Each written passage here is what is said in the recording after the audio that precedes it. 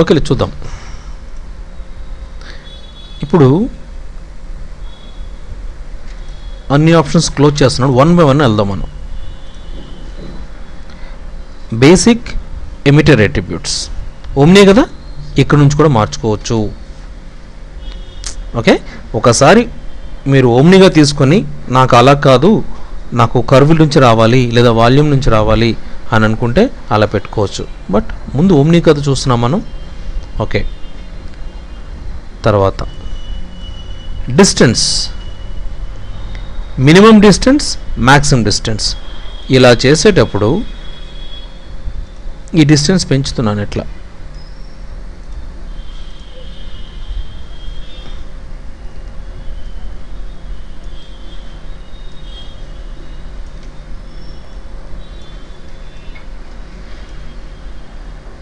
ఇప్పుడు చూద్దాం.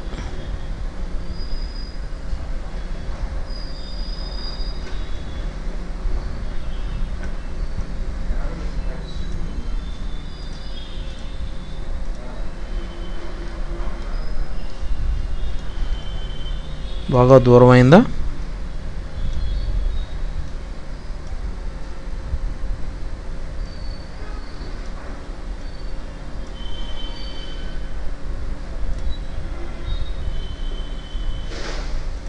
Just back.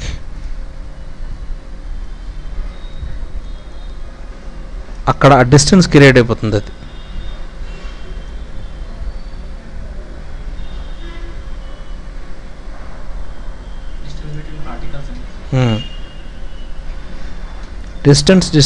Distance and direction, minimum distance, maximum distance.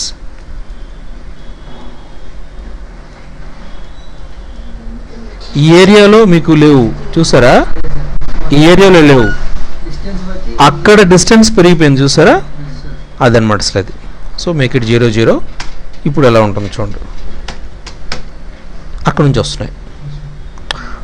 Okay, అలా అన్నమాట. అంటే ఇప్పుడు ఫైర్ ఎట్లా ఉండేటప్పుడు, ఏదైనా ఉండేటప్పుడు ఆ ఏరియాలో కాకుండా బయట నుంచి బయటకు వస్తూ ఉంటాయి. అసలు కనిపించాలి అంటే లోపల ఉంది కనిపించదు, బయట నుంచి కనిపించాలి. సో అలాంటప్పుడు ఒకే ఏరియాలో 2 పార్టికల్స్ వేసి ఒకదాని ఫైర్ ఒకదాని స్మోక్ ఇచ్చేసుకుంటాం. ఓకే, నెక్స్ట్ స్పీడ్ అట్రిబ్యూట్స్ చూద్దాం. స్పీడ్ బై డిఫాల్ట్ 1 ఉంది కదా, I'm going to increase this fast. చాలా ఫాస్ట్ ఉంది అది. స్పీడ్ ర్యాండమ్ అంటే ఒక పార్టికల్, ఈచ్ పార్టికల్ మధ్యలో ఉండే స్పీడ్ వేరియేషన్స్ స్పీడ్ ర్యాండమ్. అంటే ఓకే, ఒక అన్ని పార్టికల్స్కి ఉండే ఈక్వల్ స్పీడ్ 3.54 అనుకుంటే స్పీడ్ ర్యాండమ్ మెయింటైన్ చేసామని అంటే ఓకే, స్పీడ్ ర్యాండమ్ ఎంత ఉండే అంటే 2.289 నుంచి 3.54 మధ్యలో ఒక్కొక్క పార్టికల్. అన్ని పార్టికల్ ఒకలా ఉండవు, డిఫరెంట్ పార్టికల్స్ ఆ స్పీడ్స్ మెయింటైన్ చేస్తాయి. ఇలా అంటే అన్ని పార్టికల్స్ ఇదే స్పీడ్ మెయింటైన్ చేస్తాయి. తర్వాత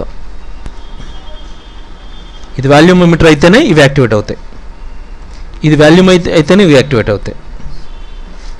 ఓకే, ఇది టెక్చర్, ఇది పార్టికల్కి ఉండే టెక్చర్ కూడా వేయచ్చు. బట్ పార్టికల్ టెక్చర్ అనేది for the initial stage only. దానికి ఉండే షేప్తో అన్న మాత్రమే మనం ఒక పార్టికల్కి ఉండే అవుట్పుట్ని మనం డిసైడ్ చేస్తాం. అంటే పార్టికల్ ఇప్పుడు ఇలా ఉంది కలరు, ఆ కలర్ డిసైడ్ చేస్తుంది అనమాట అసలు. రైట్, ఇవి ఓమ్నీకి ఉండేవి. ఇవి ఇదే పార్టికల్స్లోకి వస్తే ఇక్కడ చూడండి, ఇక్కడ ఇది మనకు అవసరమైన విషయం. ఇది ఇంతకు ముందు ఏం చెప్పుకున్నాం మనం, స్టాటిక్ పార్టికల్స్ అంటే మూవ్ కానటువంటి పార్టికల్స్ గురించి మనం చెప్పేసుకున్నాం. మనం ఇది మూవ్ అవుతున్నటువంటి పార్టికల్స్ గురించి చెప్పేసుకుంటున్నాం మనం. ఇంకో విషయం మనం డిస్కస్ చేసాం, 1000 ఉన్నాయి ఫ్రేమ్స్, 1000 కాకుండా ఒక 10,000 20,000 ఉంటే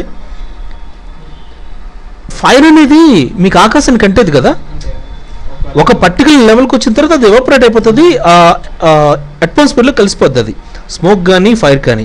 సో మరి ఇక్కడ అలా జరగట్లేదు కదా, వెళ్ళిపోతుంది అలా continue. It's keep on going because పార్టికల్స్కి ఒక లైఫ్ స్పాన్ ఉంటుంది, అవునా? పార్టికల్స్కి ఒక లైఫ్ స్పాన్ ఉంటుంది.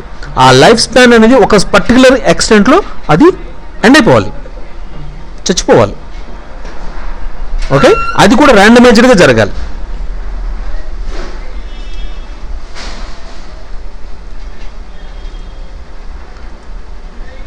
చాలా స్పీడ్ ఉంది. I'm going controlling the speed fast.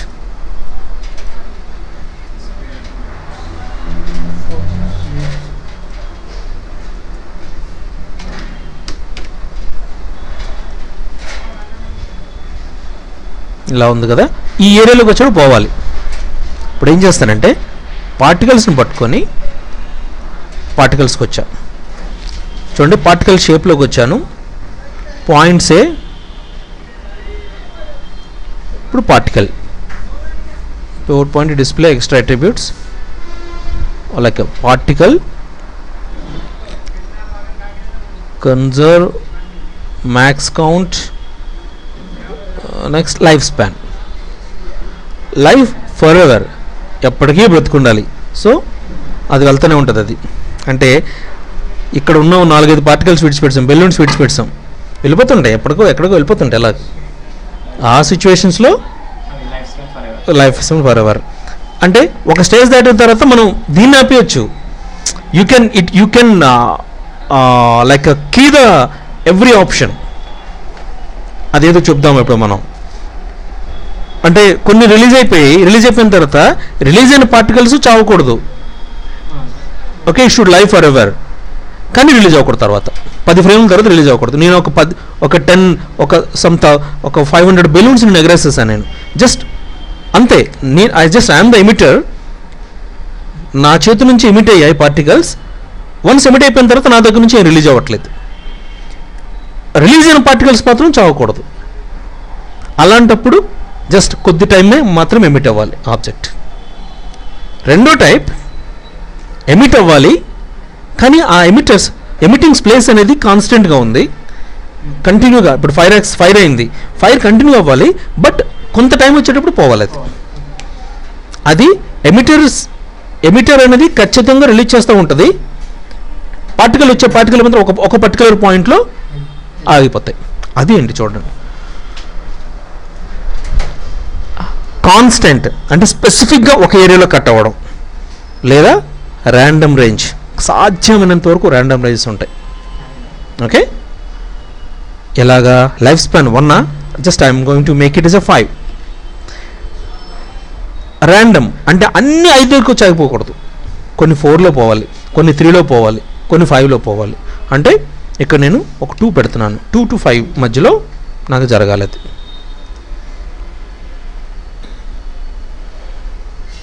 అంతేనా? ఒకటి 2లో పోతుంది, ఒకటి 3లో పోతుంది, ఒకటి 4లో పోతుంది, 5లో పోతుంది. అదే కాన్స్టెంట్ పెట్టాను అనుకోండి,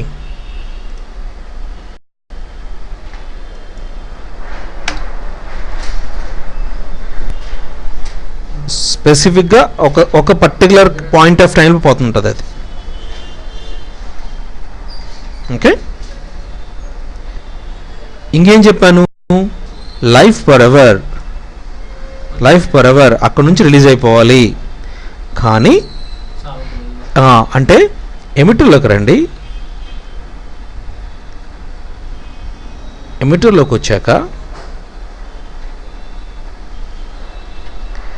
emit from object.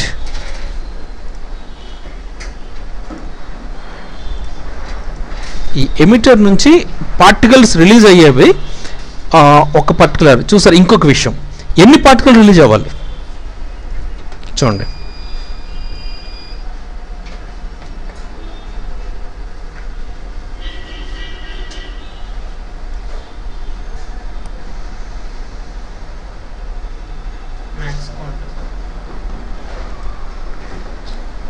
Starting frame, current frame, time attributes, collusion attributes, soft bodies. So ఇవన్నీ చూడలేదు మనం, ఇవన్నీ తర్వాత చూద్దాం. కౌంట్ ఎన్ని ఉన్నాయి పర్ పార్టికల్ అంటారు దాన్ని. అదే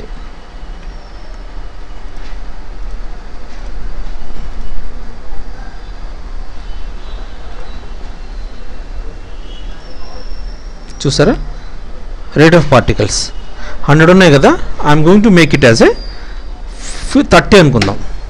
అప్పుడు ఏమవుతాయి, చాలా తక్కువ రిలీజ్ అవుతాయి. అయితే ఇది ఏ ఫ్రేమ్లో ఎప్పుడు రిలీజ్ అవ్వాలి, ఎంత రిలీజ్ అవ్వాలి? సో ఇక్కడ చూడండి, ఇక్కడ నుంచి సెట్ కీ ఉండాలి, ఇక్కడ వరకు రావాలి, అక్కడ కూడాను సెట్ కీ.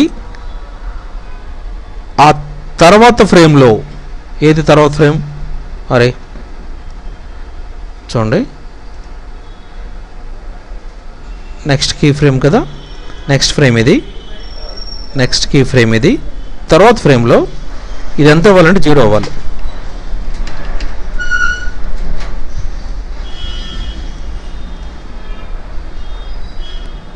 ఎనఫ్. ఎమిటర్ ఉంది, వచ్చే పార్టికల్ మాత్రం ఉంటుంది, వెళ్ళిపోద్ది, అలా వెళ్ళిపోద్ది, అలాగే నీకు కనిపించేంత వరకు ఉండి వెళ్ళిపోద్ది, అలాగ చావదు, life for ever. Okay, so I'm going to stop the class for today. మీరు ఇవన్నీ కూడా క్లియర్గా చూడండి. అసలు అది మీరు ఏం చేస్తారంటే just try to imply, just like apply చేసుకోండి రియల్ లైఫ్ ఎన్విరాన్మెంట్కి. ఎందుకంటే it's related to the real life environment. మీరు రియల్గా జరిగే డైనమిక్ యానిమేషన్స్ దీంతో చేయబోతారు మీరు. It's not actual the A subject exams కోసం రాసే సబ్జెక్ట్ కాదు ఇది.